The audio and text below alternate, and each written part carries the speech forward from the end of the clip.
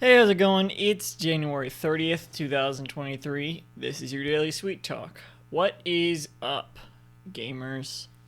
We're all gamers, each and every one of us, because we all enjoy games. You may think, oh, I've never played a game before. Uh, I've never played a game. Yes, you have, my friend. It's called the Game of Life. Maybe you liked it, maybe you didn't, but we've all played it. I don't know where I'm going with this.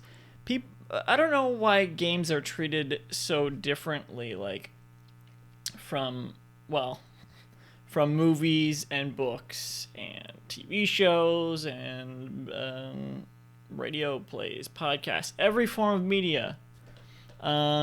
Games are, games are on another level because it's weird because games you can kind of compare them to like media like that, like um, um, media you absorb in that way.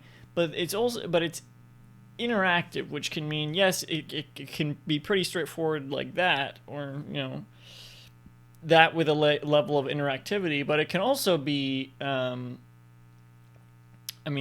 the name game. It can be more like sports. It's more of an activity than a something to absorb. Um, but I think it's interesting. I think it's weird how video games have become such um, a polarizing topic, I guess, that it's seen as like a certain type of person plays video games. Like you have to be a gamer to play video games. It's like, oh, well, maybe I'm not a gamer, but I've played a few video games. Whereas with anything else, it's like, oh yeah, oh, I've seen that movie, I've seen that TV show. It's like, oh, have you played this video game? Oh, I don't play video games. Which is so weird. Imagine if you were like, oh, have you read this book? And it's like, oh, I don't read books. Like maybe oh, I don't read that much. Someone might say that.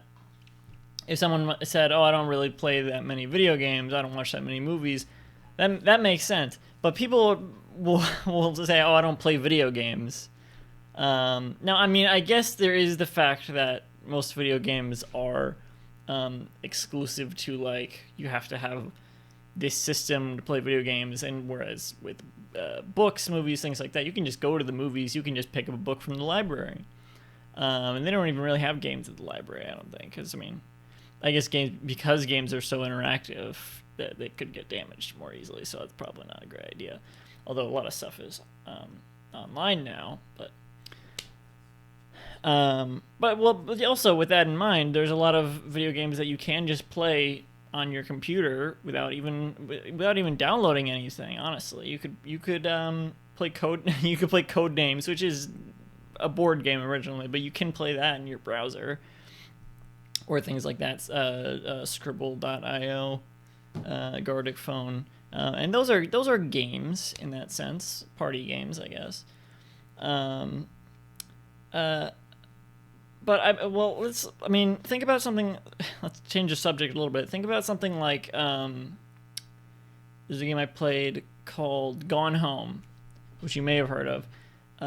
This is an example of like a really narrative focused game, and someone for something like that might think of like The Last of Us, which has a lot of shooting sections in it. I haven't played that, but that's like I can see someone seeing that and it's like, oh, I don't really want to play. That's like a video game. I don't want to play that. I don't want to go around shooting things. Um, uh, but they may be interested in the story, which now it just means, oh well, I'll just watch the show. I'll just watch the TV adaptation of it. So now I can experience the story without playing it. But playing it really adds like a whole other level of like absorbing the story. Gone Home is a perfect example of that. Like you're absorbing the story, uncovering it yourself. That is how you discover the narrative. So it's really just another form of media. Maybe I'm stating the obvious here. I just think it's interesting how people I don't know, interact with games as a form of media like that.